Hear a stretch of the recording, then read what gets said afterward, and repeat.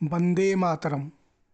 दोस्तों, जैसे आप सब जानते हैं कि आज हम लोग 73rd रिपब्लिक डे पूरी देश में बहुत उत्साह के साथ मान रहे हैं, जो कि गणतंत्र दिवस के रूप में भी हम लोग जानते हैं। ये दिन हम सभी भारतवासियों के लिए एक स्वतंत्र दिन रहा है। जैसे हम लोग जानते हैं कि 1950 जनवरी महीना का 26 तारीख को हमारा देश में संविधान प्रणीत हुआ था। तो उसी संविधान के हिसाब से आज हमारा देश एक नया मुकाम पे पहुंच चुका है। हम लोग हमारा पूरा देश में जो नियम जिसको बोलते हैं हम लोग, उसका जो सार है, उसका जो ग्रंथ है, उसको हम लोग संविधान के रूप में जानते हैं। और पूरी दुनिया में भारत सबसे बड़ा डेमोक्रेटिक कंट्री के हिसाब से माना जाता है। विविधताओं के बीच एकता का ये एक उदाहरण है, और इसीलिए भारत को सत सत नमन। तो दोस्तों, आज का दिवस का जो महत्वपूर्ण गाथाएं, इसके बारे में हम सभी को थोड़ा बहुत मालूम है। और बहुत सारे ऐसे आपको स्पीचेस मिलेंगे जिसमें कि हमारा जो सेनाओं का गर्व गाथाएं आपको सुनने को भी मिलेगी। इस सभी के बीच एक दूसरे तरीका का एक भाव भी मेरे दिमाग में आया, तो मैं उस भाव को आपके पास पहुंचाने का एक जरिया समझा। तो मेरा कुछ अपना मंतव्य इसके बारे में आप सभी के सामने रखना चाहता हूं, और उम्मीद करता हूं कि जो मेरा जो भावना है वाक्यों के रूप से आपके पास पहुंचा पाऊं। दोस्तों, जैसे हम सब जानते हैं कि गणतांत्रिक राष्ट्रों में गणतंत्र का मान्यता बहुत होती है, और हमारे जो विविधता है भारत में, ये सभी देशवासियों को श्रृंखला के कड़ी में जोड़ के रखने में संविधान एक महत्वपूर्ण भूमिका निभाती है। देश के आइन कानून, जितने भी नियमों, वो सभी का एक विस्तार रूप के वर्णन संविधान में किया जाता है।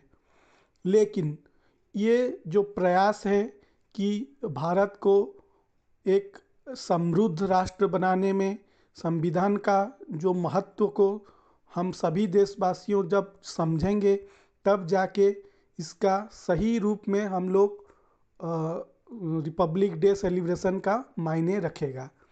दोस्तों, इसके लिए सबसे जो इम्पोर्टेंट चीज़ है, जो ज़रूरतमंद चीज़ है, वो है कि हम सभी को अपने लेवल में कोशिश करना चाहिए कि जो नियम कानून को लागू करने के लिए जो बॉडीज रहे हैं गवर्नमेंट का, चाहे वो सेंट्रल गवर्नमेंट हो या फिर स्टेट गवर्नमेंट हो, वो जो सरकारी नियम कानूनों को हम हमारा खुद का लेवल में ही उस सभी को समझ सकें, और जितना दूर हो सके हमारे चारों तरफ हमारे साथ रहते हुए सभी हमारा प्यारे देशवासियों को भी जागरूक कर सकते हैं।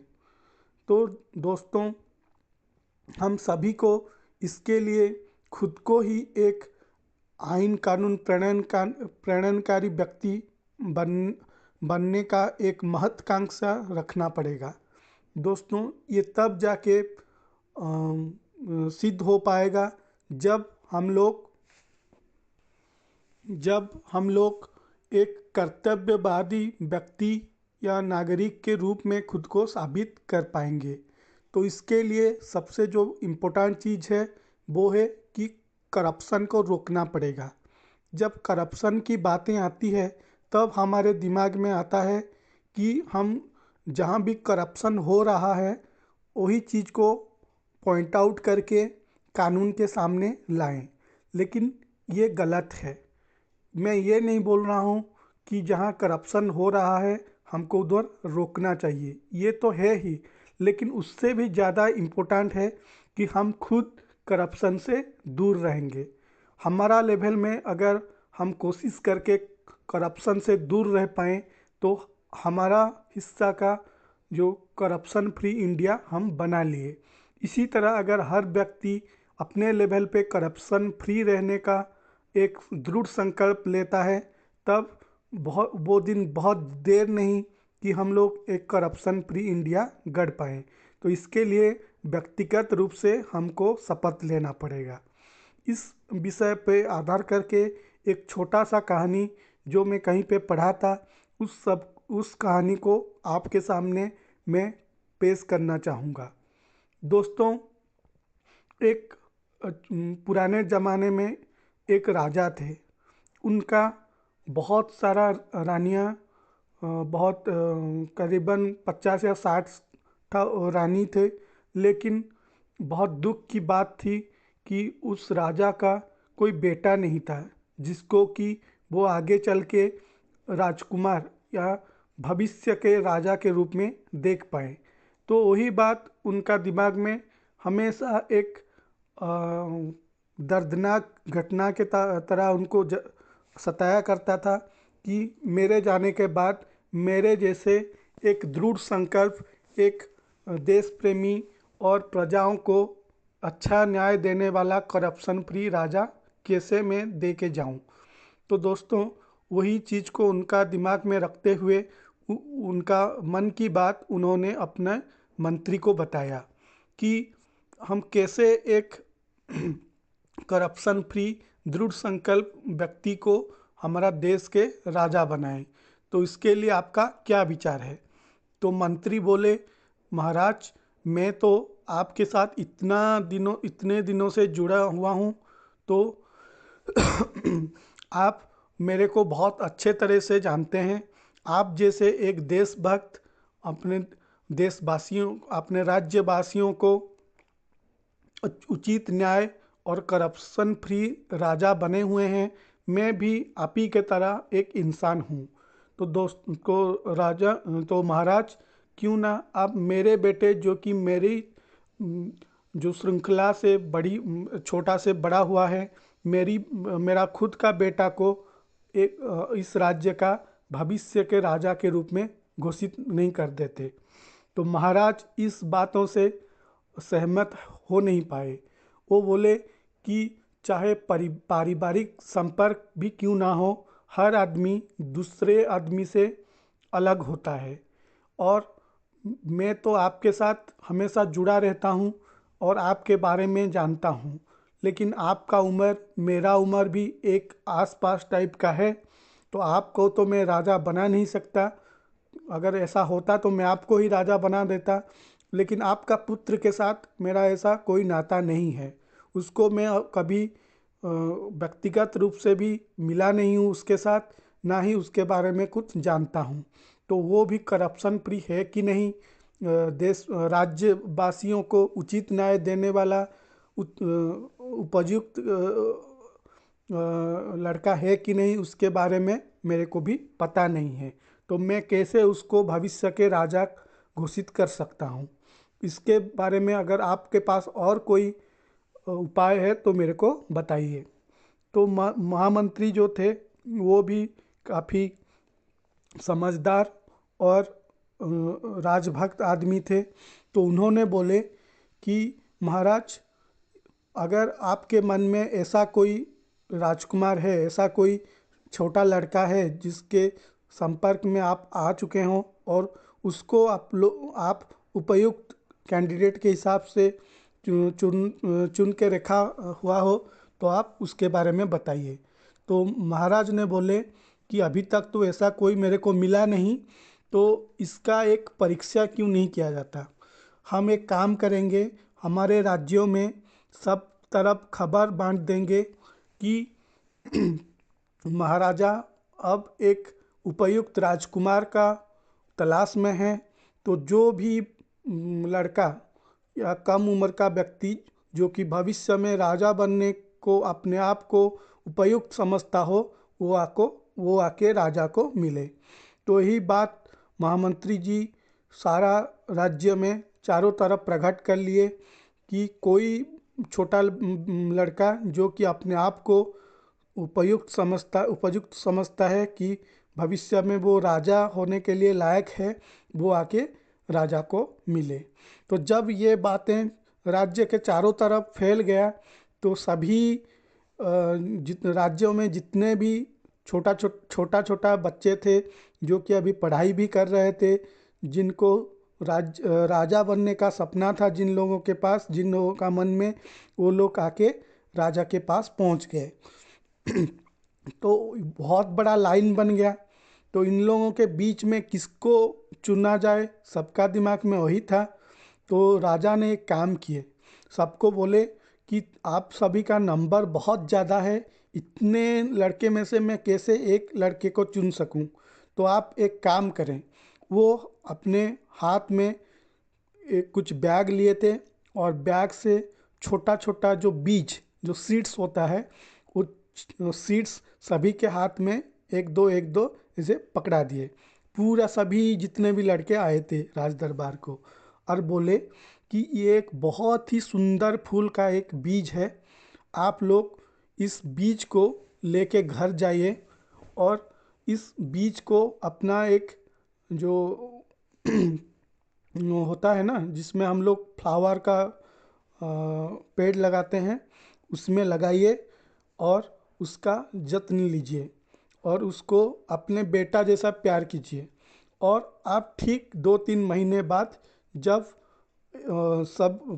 ये बीज से अच्छा सा फूल का पेड़ हो जाए और उसमें बहुत सुंदर सुंदर फूल हो जाए, तब मेरे पास लेके आना। और उसके लिए एक दिन स्थिर हुआ। उसी दिन को सभी बच्चे जो कि सीड लेके जा रहे थे उस राजा के पास, राजा से राजा के पास से, वो लोग अपना अपना जो गमला लेके आएंगे और राजा देखेंगे कि सबसे ज़्यादा सुंदर पेड़ जिस लड़का का हुआ होगा उस बीज से, और उसका जत्न लेते हुए सबसे अच्छे अच्छे फूल जिस पेड़ में हुआ होगा, जिस लड़का का गमला में, उसी को राजा बनाया जाएगा। क्योंकि ये उस लड़का का मेहनत और अपना जो प्यार है उस पेड़ को, जो फूल का पेड़ को बढ़ाने में, वो सब दिखेगा, उसका परीक्षण किया जाएगा। तो उसी में से जो बेस्ट जिसका पेड़ होगा और फूल भी अच्छे होंगे उस पेड़ में, उसी लड़के को आने वाला दिन में राजा घोषित किया जाएगा। तो ये निर्णय हुआ। तो सभी बच्चे जो कि राजा से अपना अपना 2-3 ठो बीज लेके गए, वो लोग घर जाके अपने अपने गमला के अंदर उस बीज के डालते हुए, उसका पानी देते हुए उसका जत्न करते रहे। ऐसे दिन व दिन बढ़ता गया। 1 महीने के बाद किसी किसी का गमले में छोटा छोटा पेड़ भी हो गया, किसी किसी का थोड़ा ज़्यादा भी बड़ा हो गया पेड़, किसी किसी का थोड़ा हृष्ट पृष्ठ, जो उसको हम हेल्दी पेड़ बोलते हैं, उसी टाइप का हुआ। किसी किसी का थोड़ा बढ़ने में दिक्कत हुआ पेड़। तो सब सब अपना अपना हिसाब से प्रयत्न करते हुए, कोई रासायनिक जो सार है, जो फर्टिलाइजर्स है, उसको उसका उपयोग किया। कोई कोई जो गोबर होता है गौ माता का, उस गोबर का उपयोग करके उस पेड़ का यत्न लेने में अपना ज़्यादा टाइम दिया पढ़ाई लिखाई के साथ। तो इस टाइप का सिलसिला चलता रहा। लेकिन एक गरीब ब्राह्मण का एक लड़का था जिसका नाम था चैतन्य। उसका एक प्रॉब्लम हुआ कि जब से 1 महीना बीत चुका था, उसका जो दोस्त लोग थे, जो दूसरे दोस्त लोग थे, जो भी इस पेड़ का जत्न ले रहे थे, सभी का छोटा छोटा पेड़ हो चुका था जो फूल का, और अच्छा अच्छा जो हेल्दी डालियाँ, पत्ताएं, ये सब हो चुका था। लेकिन वही जो चैतन्य करके लड़का था, उसी का अभी तक पेड़ ही नहीं उगा था।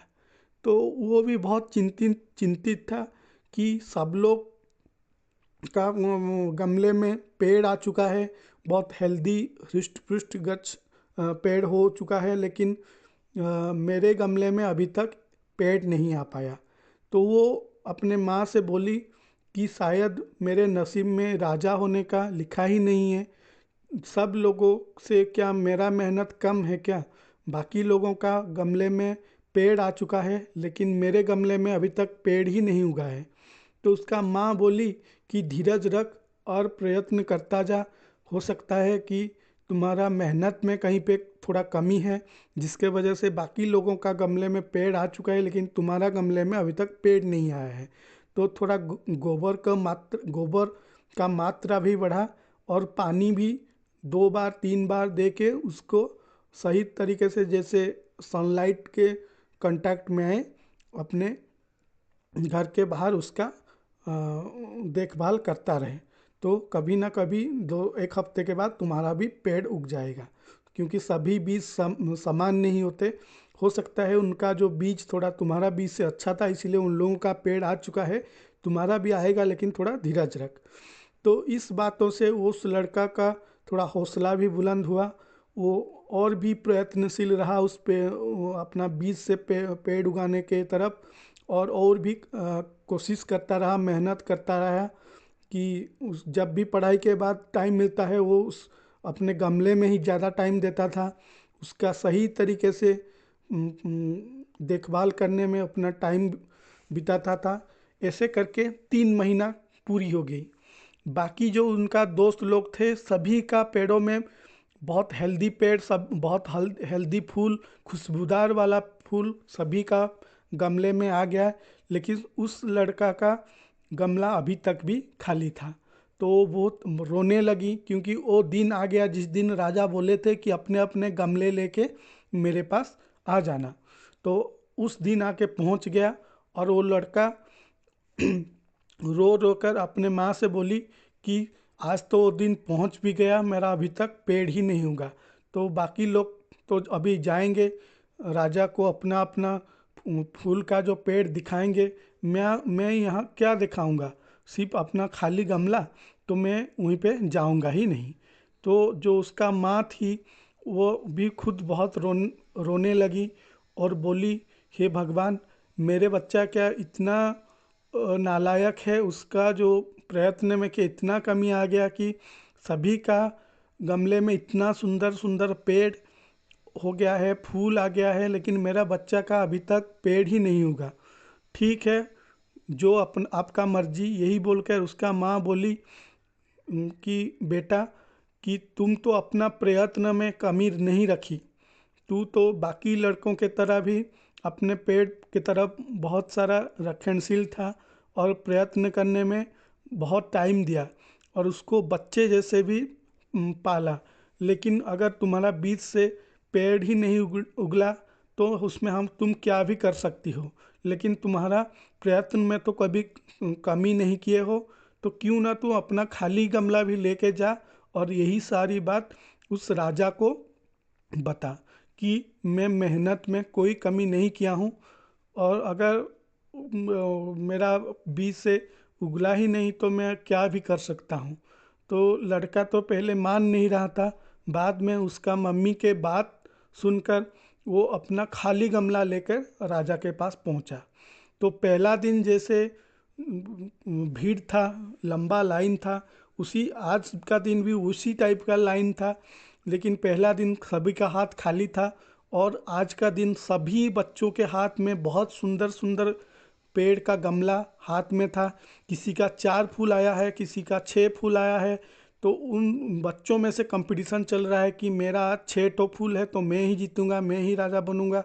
कोई बोल रहा है कि मेरा 3 ठो तो फूल है, लेकिन मेरा पेड़ तुमसे ज़्यादा हृष्ट पुष्ट है, तो मैं ही जीतूंगा। कोई बोल रहा था कि मेरा पेड़ के साथ मेरा गमला भी सुंदर है, तो मैं जीतूंगा। तो उसी टाइप का कंपटीशन उन बच्चों के बीच में लाइन के अंदर ही चल रहा था।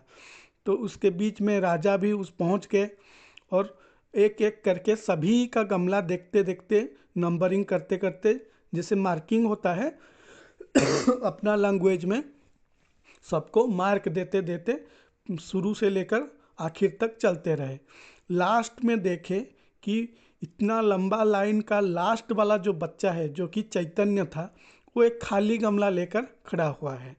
तो इसको देख के राजा तो बहुत हंसने लगे, और राजा के साथ साथ जो उसका महामंत्री थे, बाकी जो उनका कुछ पात्र मंत्री थे, वो लोग भी बहुत जोर से हंसने लगे कि ये क्या है, इतना बड़ा लाइन में से सबका इतना सुंदर सुंदर पेड़ देखते देखते देखते किसको कितना नंबर दे समझ में नहीं आ रहा है, और इसके बीच में आखिरी में एक लड़का खड़ा हुआ है जिसके पास की एक खाली गमला है।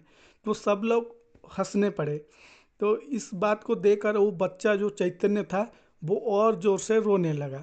तो राजा बोले कि क्या हुआ बेटा, कि तुम्हारा गमला है, तुम्हारा पेड़ किधर गया। तो लड़का ये बात सुनकर क्या जवाब दूँ, उसका मुंह से भाषा ही नहीं निकल रहा था।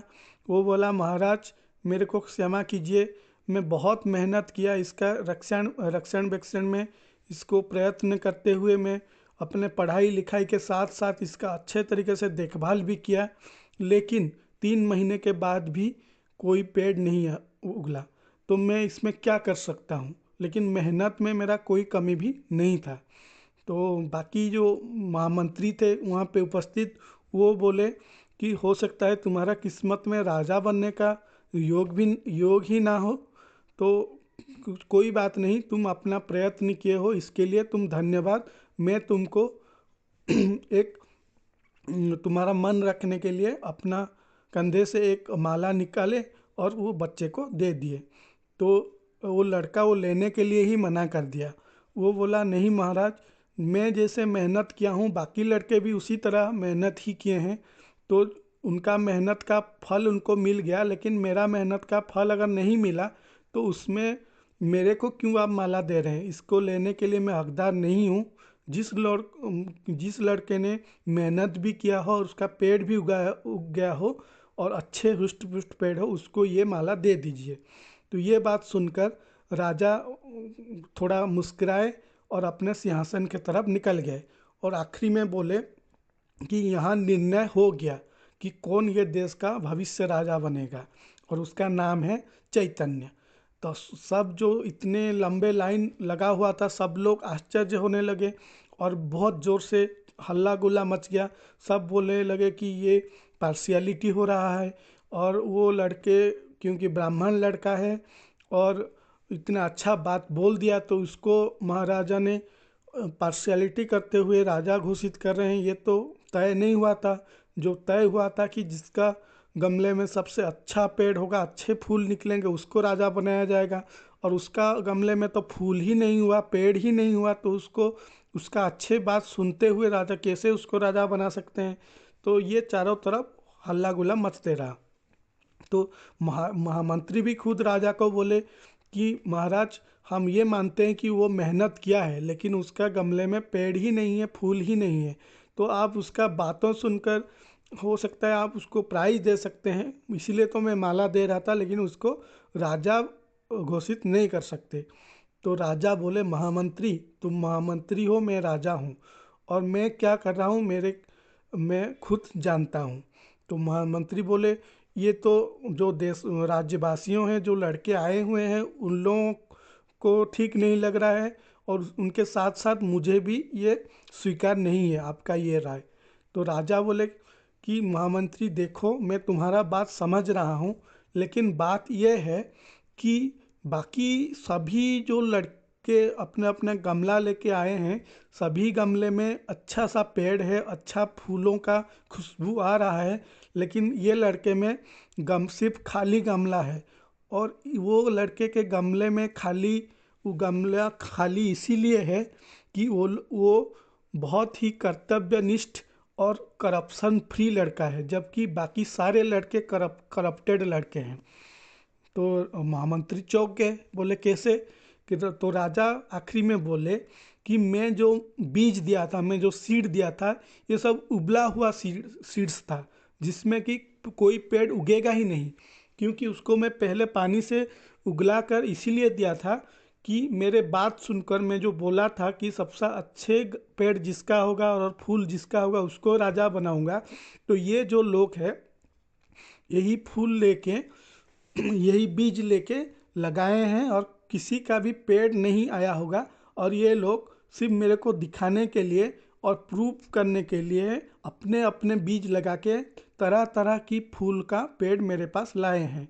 इसीलिए आप देख सकते हैं कि सभी का जो फूल है अलग अलग है, कोई दूसरा किस्म का फूल है, किसी का दूसरा किस्म का फूल है, जबकि मैं एक किस्म का फूल का बीज को उबला के यानी कि बॉइल्ड वाला सीड्स था जिसमें कभी पेड़ उगेगा ही नहीं। तो यही लड़का करप्शन फ्री लड़का है, इसीलिए वो मेहनत करता गया, क्योंकि उसको मालूम भी नहीं था कि ये उबला हुआ सीड्स है, लेकिन वो मेहनत किया ताकि इसमें पेड़ उगले और उसमें फूल आए, और वो नहीं आया। फिर भी वो अपने मेहनत को यहाँ पे प्रूव करने के लिए खाली गमला लेके आया है, जबकि बाकी सारे लड़के उस बीज को हटा के अपने अपने बीज डाल के पेड़ लेके मेरे पास आए हैं। तो अब आप बताइए, करप्शन फ्री राजा आपको पसंद है कि ऐसे करप्टेड राजा आपको पसंद है? तो महामंत्री भी राजा के साथ सहमत हुए और बोले यही लड़का ही एक करप्शन फ्री लड़का है और इसको राज प्रसाद मिलना चाहिए। तो ये जो कहानी था, इससे हमको दो सीख मिलता है। पहली वाला सबसे जो फास्ट सीख ये है कि मेहनत हमेशा इस टाइप का हमको करना चाहिए ताकि कोई भी कंडीशन में अगर हमको करप्ट होके कुछ मुकाम हासिल करना पड़े तो भले ही हम उस मुकाम को नहीं पहुँचे, लेकिन जहाँ भी रहेंगे करप्शन फ्री आदमी के हिसाब से गिनना चाहिए अपने आप को। और उस अगर इस टाइप का चीज़ों में हम अड़े रहेंगे तो हमको कभी ना कभी हमारा जो प्राप्त उस ज़रूर मिलेगा। और दूसरी बात यह है कि जब उसका जो चैतन्य का माँ ने जो बोली थी कि तुम अपना मेहनत किए हो सकता है कि तुमको रिजल्ट मिलेगा नहीं मिलेगा मालूम नहीं, लेकिन दिख नहीं रहा है कि रिजल्ट मिलेगा करके, लेकिन अगर कड़ी मेहनत किए हो तो हमेशा अपना मेहनत को कभी छुपाना मत। चाहे जैसे हम लोग बहुत बार बहुत सारे कॉम्पिटिटिव एग्ज़ाम देते हैं और रिजल्ट में निकलता है तो फेल हो जाते हैं, और उस टाइम में हम अपने आप को छुपाते हुए बोलते कि नहीं मैं एग्ज़ाम दिया ही नहीं हूँ, या फिर एग्ज़ाम के बातों को टालने के लिए कोशिश करते हैं। तो जो माँ बोली कि तुम मेहनत जो किए है उसको हमेशा पेश करना चाहिए कि मैं मेहनत किया था लेकिन सक्सेस नहीं हुआ। तो सक्सेस पा जाना कोई बड़ी बात नहीं है कि फेल्योर हो जाना मतलब कोई आदमी को छोटा नहीं कर देता है। आपकी मेहनत ज़रूर कभी ना कभी आपको अपना फल देगा। तो इसी के साथ धन्यवाद। वंदे मातरम।